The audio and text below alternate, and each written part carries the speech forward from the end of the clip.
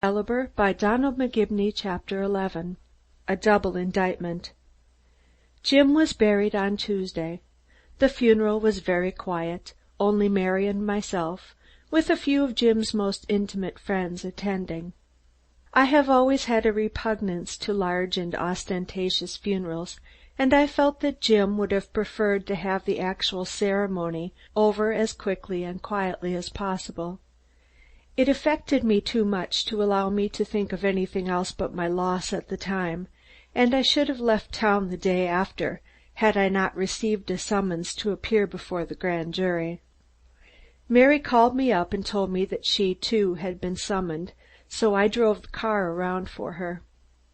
She was nervous and frightened at the thought of having to testify, and she asked me all the questions she could think of on what to do and what to say.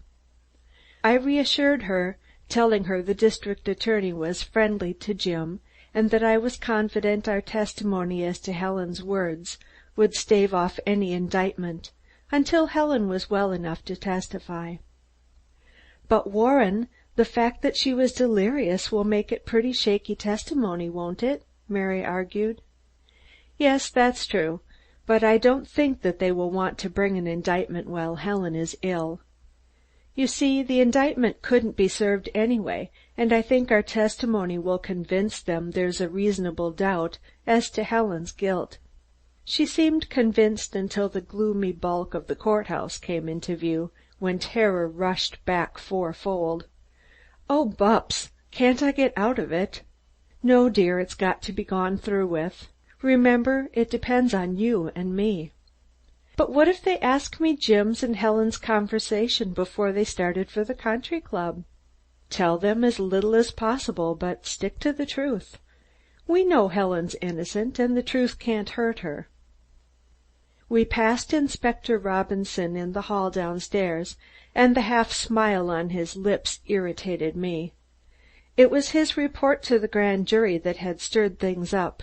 He knew only too well that with the sensational Sun to back him, an indictment would be taken by the public to mean proven guilt. At the entrance to the anteroom we found Wicks, his face drawn into lines of the most acute misery. "I couldn't help it, sir. They made me come." "I know it, Wicks. Don't worry. It is merely a formality," I reassured him. "I 'ope so, sir, but I don't like it." "None of us do, Wicks, but it can't be helped," I replied. "Did Annie come with you?" "No, sir. Strange to say, she wasn't called, sir." "Good. That helped our case some." Mary and I walked into the anteroom to wait our turn. The coroner was already there. Wicks had followed us and took a seat close by. Mary's face was a study in suppressed nervousness. "Couldn't you go in there with me, Bupps?" she asked.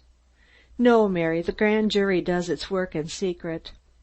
A clerk called the coroner, and as he passed from the room, Robinson and Pickering came in. Robinson didn't even glance in my direction, but Pickering walked over quickly and shook hands. "Devilish sorry things have taken the turn they have, old man," he said. "You mean about my sister?" "Yes. Robinson seems to think he has all the proof he needs. I wish I could help you." "Thanks awfully," I replied.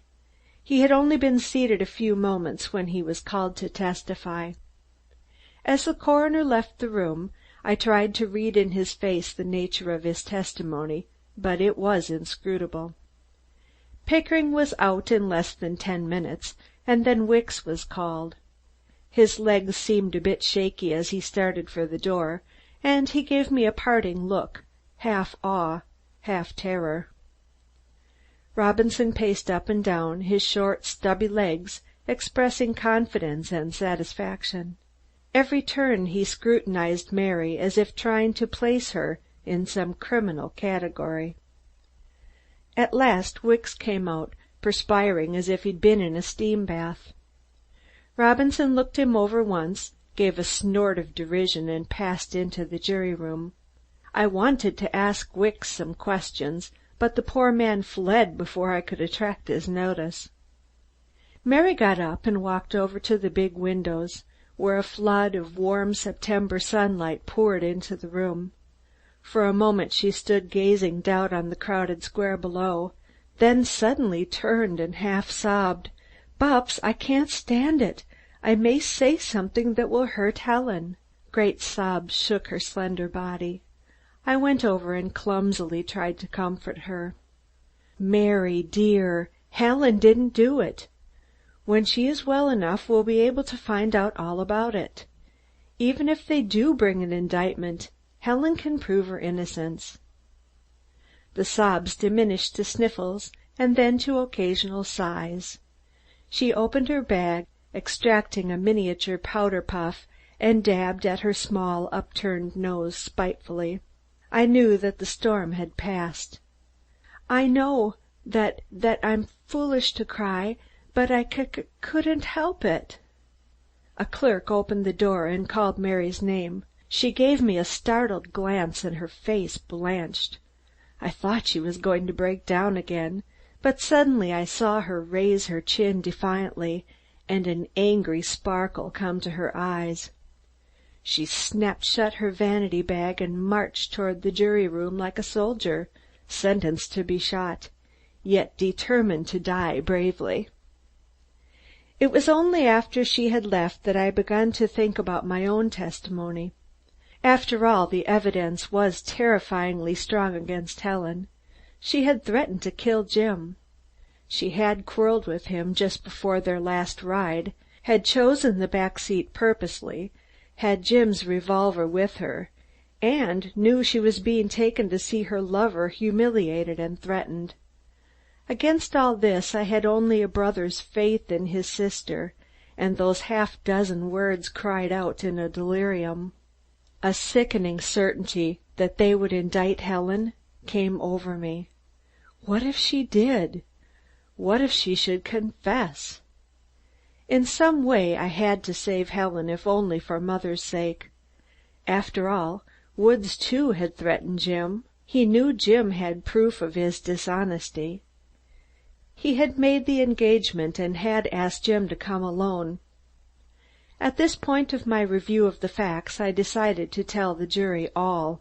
If Woods was at the country club the entire evening, he would be able to establish a complete alibi, and my testimony would not hurt him, while it might be enough, if I could make it so, to hold the jury until Helen could testify. Hearing steps outside, I turned to see the object of my mental attentions walk into the room. "You're here, Woods?" I queried. "Yes. Those admirable servants of your sister's gave the police just enough of the vulgar details of that meeting between Felderson and myself to make them think well, they ordered me to report, and here I am." He looked worried and irritable.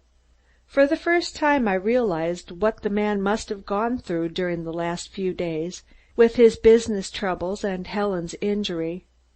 How he had met his obligations without Helen's money, I didn't know. "I should have thought you'd have been glad to testify to save Helen from an indictment." Woods whirled around. "You don't mean to say there's a chance that Thompson— Why, she didn't do it. She couldn't have done it. She isn't capable of doing such a thing. It's monstrous. I've read that rot that the Sun has been printing, but I didn't think— I can't think anyone would take it seriously." A gray shadow seemed to fall across his face. "Felderson was shot from behind, and Helen was the only one with him," I threw out, watching Woods closely to see what effect the words would have on him. The man looked as though he knew more about the crime than I supposed. "I know that. But haven't people sense enough to see that Helen is utterly incapable of such an act? Good God, they must be blind." I was brought back to the business on hand by hearing my name shouted. They must have let Mary out by another door, for when I entered the jury room she was not there. It was hot and stuffy, smelling of stale tobacco and the staler clothing. I noticed that the jurymen seemed deeply interested, and that they were for the most part a rather intelligent lot. The foreman, a near-sighted, business-looking person, seemed to radiate sympathy through his glasses. The district attorney, Kirkpatrick, knew Jim well, had his help often, and was one of his best friends. "What is your name?" he asked. "Warren Thompson." "Your address?" 1132 Grant Avenue. "Your business?" "I am a lawyer," I responded. The district attorney seated himself at a table and arranged some papers before him. "You were what relation to the deceased?" "The brother-in-law," I replied. "Mr. Thompson," the attorney began, leaning on the table in front of him, "will you please tell the jury if there was any unhappiness in the married life of your sister and brother-in-law?" "Until recently, Mr. and Mrs. Felderson were happy together. During the last 3 months their happiness has not been quite so pronounced." "What was the cause of their disagreement?" I determined to begin my attack on Woods at once. "A man whom Mr. Felderson disliked and did not wish to come to the house." "Can you tell the jury the man's name?" "Frank Woods." The attorney glanced at his notes. "Did this man Woods make love to Mrs. Felderson?" "I couldn't say. He was very attentive to her." "Did Mrs. Felderson ask her husband for a divorce?" "Yes," I replied. "And Mr. Felderson refused?" "No, Mr. Felderson consented." "Are you sure of that?" he demanded. "Yes. I was present when he said he would give her a divorce." "Was Woods there at the time?" "Yes." The foreman of the jury interrupted here. "Will you tell the jury just what took place at that meeting?" I told them briefly what happened, not forgetting to mention that Woods had threatened Jim's life in case he did not let Helen go. "Has that man been summoned?" asked the foreman. "Yes, he is waiting to appear now," the clerk responded. "Mr. Thompson, did you hear your sister threaten to kill her husband?" Kirkpatrick asked. "My sister was very excited at the time, and said several things." "Please answer my question," fired the district attorney. "I can't remember," I replied. Kirkpatrick again consulted his papers. "A witness says that on the evening of the disagreement between Mr. and Mrs. Felderson, she used the words, 'I could kill him,' referring to her husband. Did you hear her use those words?" "I don't think she realized what she was saying." "I did not ask for your opinions. Did you hear her say she could kill him, or that she would like to kill him?" "Yes." The attorney seemed satisfied, and I noticed the foreman of the jury lean back in his chair. "Now, Mr. Thompson," Kirkpatrick began, "on the evening of the tragedy, did you see Mrs. Felderson leave with Mr. Felderson?" "No," I replied. "Do you know if she was sitting in the back seat or in the front seat of the automobile?" he asked. "I couldn't say." Kirkpatrick took Jim's revolver from the table. "Is this revolver familiar to you?"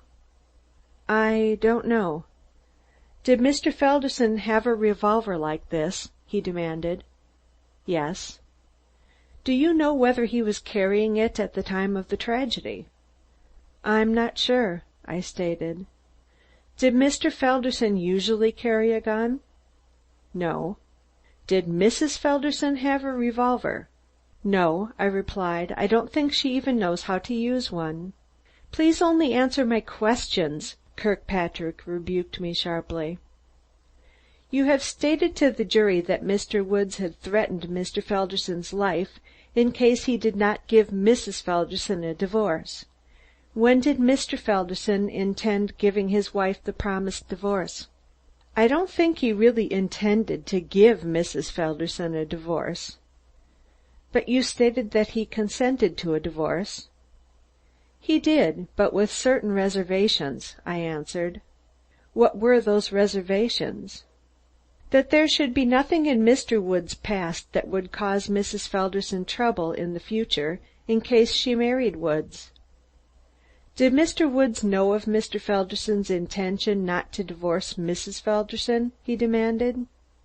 "I don't know. I know that Mr. Felderson had made an important discovery about Mr. Woods' past life." "Was this discovery of such a nature as to cause Mr. Felderson to refuse a divorce?"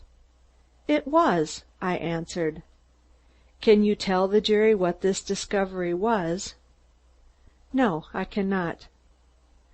"Did Mr. Woods know that Mr. Felderson had made this discovery?" "I think he did." "Aren't you certain?" "No." "This is important, Mr. Thompson. Will you tell the jury why you think Mr. Woods knew of Mr. Felderson's discovery?" "Because Mr. Woods called Mr. Felderson up shortly after the discovery was made and asked for an interview at the country club." "Was Mr. Felderson on his way to that meeting when he met his death?" the attorney inquired. "Yes," I responded. "Do you know whether Mr. Felderson intended to inform Woods that he would not divorce Mrs. Felderson?" "I think he intended to accuse Woods of dishonesty," I replied. "Mrs. Felderson knew the purpose of this meeting, did she not?" "I couldn't say." Kirkpatrick turned to the jury. "Has the jury any questions they wish to ask?" I seized my opportunity. "I would like to say a few words with the permission of the jury." Receiving a nod of consent, I related to them as briefly as possible my conviction of my sister's innocence, her cry of danger to her husband, and the coincidence of the black limousine on the road at about the same time as the tragedy. I also told of the enmity of Zalnitch for Jim, and of his presence with the others in that black limousine. The foreman of the jury leaned forward. "Will you repeat the words that your sister uttered?" "She cried, 'Look out, Jim, it's going to hit us.' Your sister was delirious at the time, was she not?" "Yes," I answered, "but from the tone of her voice, I feel perfectly sure she referred to something that occurred on the night of the tragedy." "You think she referred to the black limousine when she said it's going to hit us?" the foreman continued. "Yes." "Yet the coroner's verdict was that your brother-in-law was killed by a bullet, fired apparently from behind and above." I felt the weakness of my ground. "The bullet might have been fired from the automobile and ricocheted from some part of Mr. Felderson's machine." I saw the incredible smile that played on the face of the prosecutor. "That will do, Mr. Thompson," Kirkpatrick announced, and passed out of the stuffy room into the corridor. Wicks had returned and was standing with Mary. They looked at me with wide and anxious eyes. Mary saw the droop in my shoulders and caught my arm. "What happened, Warren?" she asked. "Nothing yet," I responded. "Are they going to—" "I don't know." Tears welled up in Mary's eyes. "Oh, Warren, that man was terrible!" "What man?" I asked. "The man who asked me all the questions," Mary sobbed. "There wasn't anything he didn't ask me." "Did he ask you about the conversation between Helen and Jim?" "He asked me everything, I tell you," Mary exclaimed angrily. "He twisted and turned everything I said into something horrible." Discouraged, I led the way to the car. I drove out into the country, thinking the fresh air might quiet Mary's nerves. Twice I tried to start a conversation about some trivial thing to take her mind off the unpleasant experience of the afternoon, but with no success. It always came back to the jury room. Our drive, for the most part, was a silent one. At length we turned back, and as we walked up the steps of Mary's home, her father came from the house with a newspaper in his hand. "This is terrible, Warren." "What is it?" I cried, reaching for the sheet. It was an extra edition of the Press, our only respectable paper. In black headlines I read the words, "Society Leader Indicted for Husband's Murder." Then underneath in small type, Frank Woods, well known business man, released on $10,000 bail. Helen and Frank Woods had both been indicted. Chapter 11